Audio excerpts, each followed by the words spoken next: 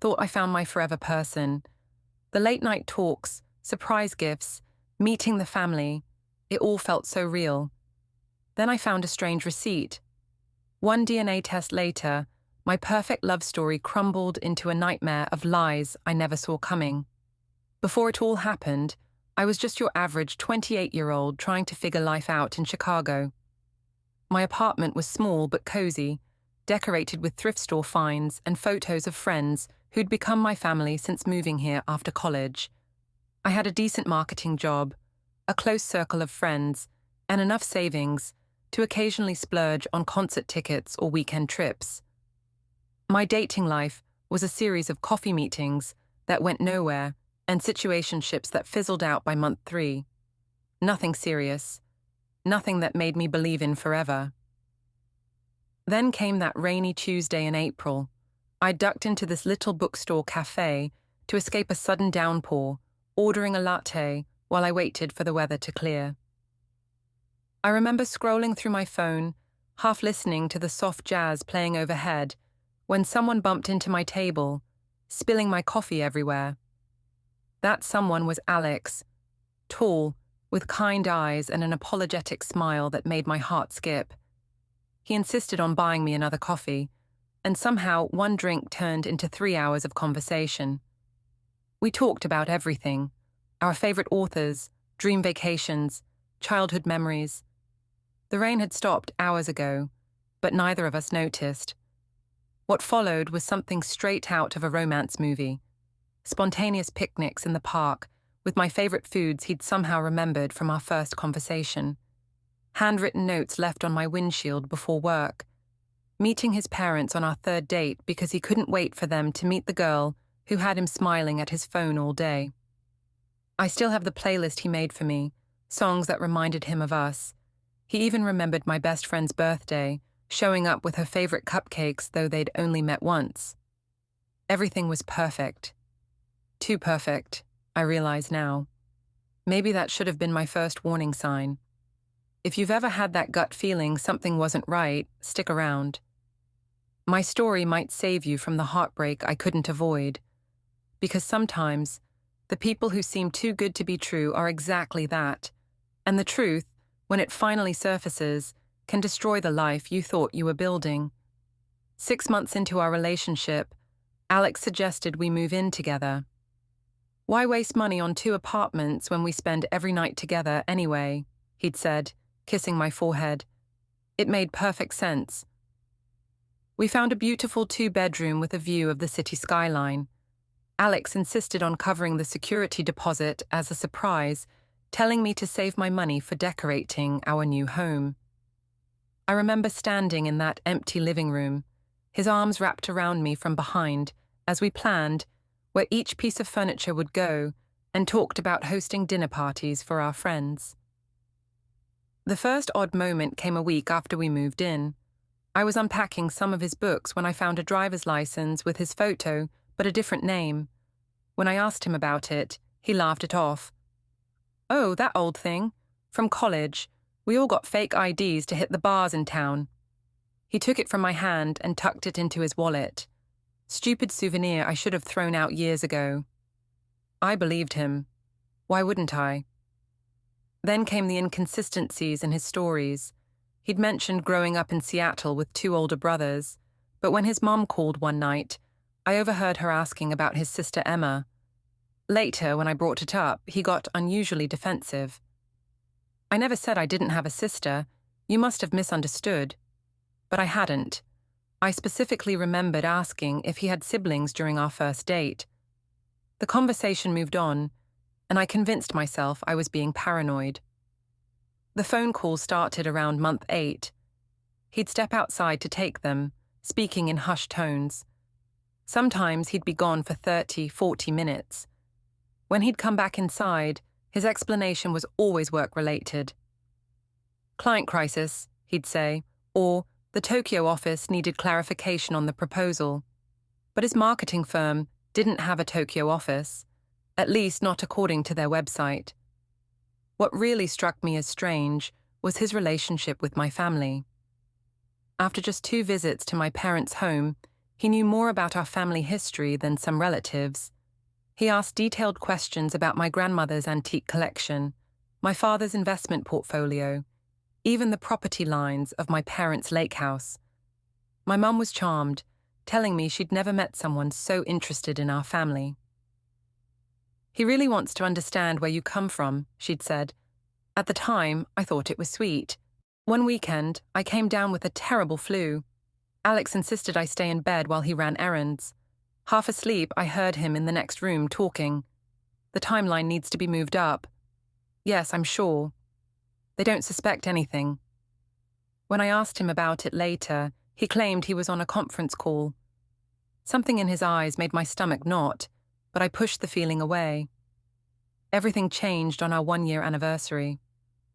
Alex had planned an elaborate dinner at home, candles, expensive wine, my favorite pasta dish he'd spent hours perfecting. As he showered before dinner, I reached for his jacket to hang it up. A receipt fluttered to the floor from his pocket. I almost didn't look at it. Almost. But something made me pick it up. It was from a laboratory, dated 3 weeks earlier. Expedited DNA paternity test was printed across the top, with a confirmation number and a hefty price tag. My mind raced. Was Alex secretly dealing with a child from a previous relationship? Why wouldn't he tell me something so important? When I confronted him, his face went blank for just a second before he recovered. I still remember that moment, the flash of panic in his eyes before he composed himself. "I was going to tell you after dinner," he said, taking my hands in his. "My college ex reached out. She has a 5-year-old she claims is mine. I needed to know the truth before I brought it into our lives." He looked at me with those earnest eyes. "The test came back negative. I'm not the father. I didn't want to worry you with something that turned out to be nothing."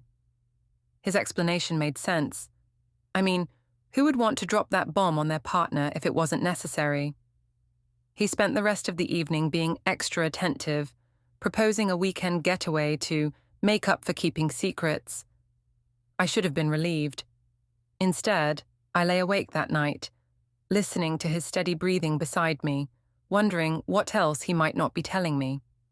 The next morning, I called in sick to work.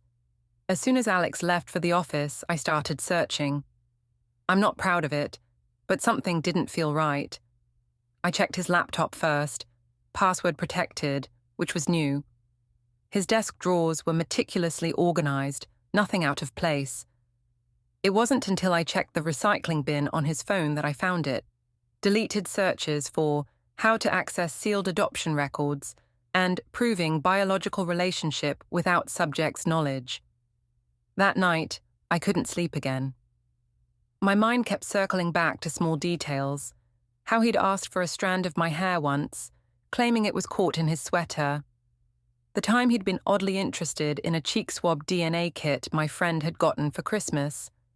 His fascination with my family's medical history. Each memory, innocent at the time, now took on a sinister quality in the darkness of our bedroom. I started having nightmares.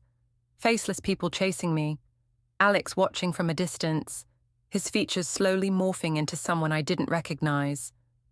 I'd wake up gasping, and he'd pull me close, assuring me everything was okay. But nothing felt okay anymore. That gut feeling I'd been ignoring for months was now screaming. Who was this man sleeping beside me? And what did he want from me, from my family, that required proof of a biological connection? 2 weeks after finding that receipt, I made a decision. If Alex could run a DNA test in secret, so could I. I ordered one of those ancestry kits, the kind that tells you where your family came from and connects you with relatives. My plan was simple. Maybe I'd find something in my own genetic history that would explain Alex's interest. I swabbed my cheek, sealed the sample, and sent it off, telling Alex it was just for fun. While waiting for the results, I became a detective in my own home. I noticed Alex would take my hairbrush into the bathroom sometimes. Once, he asked for a cheek swab, claiming he was checking if I had strep throat because my glands looked swollen. I even caught him carefully folding a tissue I'd used to blot my lipstick, tucking it into his pocket with a casual, "just cleaning up." Each incident made my skin crawl. The results came back on a Tuesday. I opened the email alone at work, hands shaking. I expected to see a breakdown of my heritage, 30% Irish, 25% Italian, whatever. Instead, I scrolled down to DNA relatives and froze. There, listed as a close family first cousin, was Alexander Winfield. Not Alex Mercer, the name of the man I lived with, the man I loved. The system estimated we shared about 12.5% of our DNA, consistent with first cousins. I couldn't breathe. The room spun as puzzle pieces locked into place. My mother's maiden name was Winfield. She had mentioned a brother, my uncle, who'd had a falling out with the family before I was born. I'd never met him or any of his children. Could Alex be my cousin? Had he known all along? I left work without telling anyone and drove to my parents' house. My mother was surprised to see me midweek, but one look at my face and she sat me down. I showed her the DNA results. The color drained from her face. "Where did you get this?" she whispered. When I told her about Alex, about how we met, she started to cry. Through tears, she confirmed what I already knew. Alex was her estranged brother's son, my first cousin. The chance meeting at the cafe, the whirlwind romance, all of it, planned. But why? The answer came when my father joined us. My grandmother, my mother's mother, had passed away 6 months before I met Alex. What I hadn't known was that she'd left a substantial inheritance, including property and investments worth millions. The estate was still in probate, with distant family members contesting the will that left everything to my mother, her only child. "He's trying to establish a biological claim," my father said, his voice tight with anger. "If he can prove he's family, your first cousin, he might be able to challenge the will as a blood relative." I drove home in a daze, tears blurring the road ahead. The man waiting for me in our apartment wasn't the Alex I thought I knew. He was a stranger who had orchestrated an elaborate deception, who had pretended to love me, who had been planning to use me to get to my family's money. When I confronted him, showing him the DNA results on my phone, the transformation was immediate. The warm eyes I'd fallen for turned cold. The gentle smile hardened into something unrecognizable. "You weren't supposed to find out like this," he said, not even bothering to deny it. "But yes, we're cousins, first cousins, to be exact. And yes, I knew exactly who you were when we met. That inheritance rightfully belongs to my father, and by extension to me. Your grandmother cut him out completely. I'm just taking back what should be ours." His voice was so casual, as if he were discussing the weather, not admitting to manipulating me for a year. When I asked about us, about our relationship, he just shrugged. "You were a means to an end. Nothing more." The cruelty of those words still echoes in my head some nights. That night, I packed a bag and left. I couldn't stand to be in the same space as him for another minute. My best friend picked me up, no questions asked when I called her sobbing. I stayed on her couch for 2 weeks while I figured out my next steps. Those first few days are still a blur. Moments of intense anger followed by crushing grief. I wasn't just mourning a relationship. I was mourning the person I thought I knew who had never actually existed. The legal process that followed was exhausting. We had to file for a restraining order after Alex showed up at my workplace, causing a scene. My parents' attorney helped us document everything. The DNA evidence, the fake identity, the calculated deception, to ensure he couldn't make any claims on my grandmother's estate. The courts eventually sided with us, ruling that his methods constituted fraud. I learned he'd been planning this for years, researching our family, tracking my movements, engineering our chance meeting. The depth of his deception was staggering. Therapy became my lifeline. My therapist helped me understand that what I'd experienced was a form of emotional abuse. Targeted manipulation, she called it. She helped me see that my inability to spot the red flags wasn't a failure on my part. Alex was a skilled manipulator who had studied me, learned my vulnerabilities, and exploited them perfectly. Some days I believed her. Other days, the shame of being so thoroughly fooled was overwhelming. Friends rallied around me in ways I never expected. My friend Jamie took a week off work to help me move into my new apartment. Co-workers covered my shifts when I needed mental health days. My boss, after hearing a simplified version of what happened, arranged for additional security at our building entrances. These small acts of kindness restored my faith in people when I needed it most. The hardest part was learning to trust again, not just others, but myself. How could I ever trust my own judgment after missing so many warning signs? My therapist suggested keeping a journal where I documented moments of intuition, times when my gut feeling about something or someone turned out to be right. Slowly, I rebuilt my relationship with my own instincts. 6 months after everything happened, I received a letter. It was from Alex's mother, my father's estranged sister-in-law. She apologized for her son's actions, explaining that he had struggled with sociopathic tendencies since childhood. "I failed him as a mother," she wrote, "and he failed you as a human being." I never responded, but something about her acknowledgement helped me move forward. Healing wasn't linear. Some days I felt strong, empowered by surviving such calculated betrayal. Other days, a song or scent would catapult me back to that apartment, to the moment my world collapsed. But each setback became shorter, less intense. I started dating again, cautiously, with boundaries firmly in place. The first time I told someone new about what happened to me, I expected judgment. Instead, I found understanding. 1 year after leaving Alex, I stood in the courtroom as the judge issued his final ruling. Alex would serve time for fraud and harassment. As they led him away, he looked back at me, the same man who had once looked at me with such convincing love. I felt nothing, not hatred, not pain, just nothing. And I realized then that I was finally free of him, not just physically, but emotionally. The power he had held over me was gone.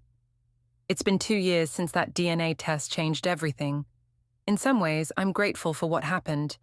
Not for the pain or betrayal, never for that, but for what I learned about myself in the aftermath. I'm stronger than I ever knew, more resilient, more aware. These days, my life looks nothing like I imagined it would when Alex and I were planning our future. I changed careers, finding purpose in victim advocacy work. I help others who've experienced similar deceptions, unfortunately more common than most people realize. There's something healing about turning my worst experience into a ladder for someone else to climb out of their darkness. My relationship with my family deepened through all of this. My parents and I talk more openly now. We've addressed family secrets that should have been discussed years ago. My mother reconnected with other estranged relatives, healing old wounds that had festered for decades. Sometimes I think about how Alex's plan backfired completely. Instead of dividing our family to get what he wanted, he inadvertently brought us closer together. Dating is different now. I notice things I never paid attention to before. Inconsistencies in stories, boundary-pushing behaviors, love-bombing tactics. I've learned to trust the quiet voice inside that whispers, "Something's not right here," even when I can't immediately explain why. That voice saved me from another potential disaster last year when I met someone who seemed perfect on paper but set off all my internal alarms. I still have the occasional nightmare where I'm back in that apartment, seeing Alex's face change from the man I thought I loved to the stranger he truly was. But these dreams come less frequently now. They're just echoes of a chapter that's closed. People often ask if I regret the relationship. I don't. I regret that it wasn't real, but I don't regret living through it. Each red flag I ignored then is a warning sign I recognize now. Each manipulation tactic he used is one I can spot a mile away. His deception taught me to value authenticity above all else, in others and in myself. Sometimes I wonder if Alex ever thinks about me, if he ever felt anything real despite his calculated plan. But I've learned that wondering about what's in a manipulator's mind is a rabbit hole with no bottom. My energy is better spent building the life I want, surrounded by people whose love doesn't come with hidden agendas.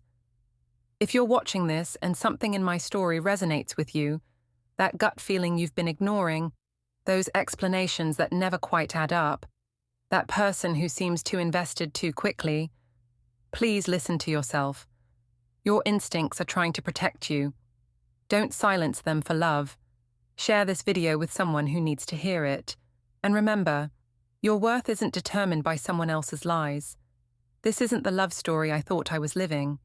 It's something much more important. It's the story of how I found my way back to myself after nearly losing everything. And that, in the end, is the greatest love story of all.